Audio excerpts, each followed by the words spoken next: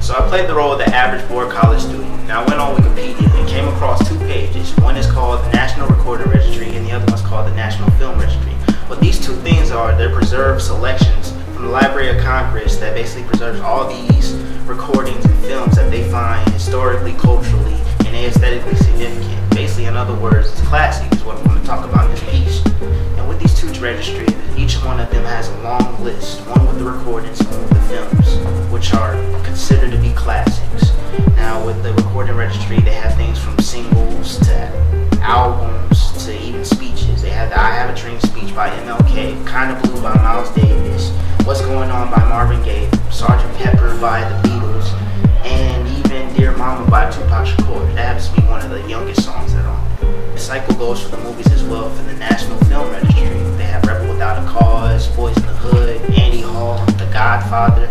So all these movies are just thought to be classics, and it had me thinking, what exactly is a classic?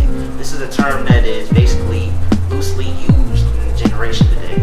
So we find a movie, we watch it, we listen to an album, we think it's flawless, and then we just decide that it's a classic just because we see no flaws with it. There's certain guidelines in order for a recording or a film to be inducted. It has to be over 10 years old, and it has to be culturally, aesthetically, and historically significant. Well, I'm looking at these lists, and I noticed that the things that are contained in them are pieces of music or movies that have a certain something that helps them stand out, which is why they're considered to be culturally, historically, and aesthetically significant. People find these things as classics, but they never really, think of what exactly made it a classic. What's the quality of it? What's the story? Where will this movie or piece of music be in 10 years? Will I like it in the long run? Will I not like it? Classic to me is, the sense of being timeless, a sense of something that just can't be duplicated because it's been done so well. Movies that you can remember the lines to, movies that you can watch numerous amount of times but still have that initial feeling that you end up getting watching it the first time. Things like Illmatic by Nas, College Dropout by Kanye West, OK Computer by Radiohead, Nostalgia Ultra by Frank Ocean. These are things that are considered classics.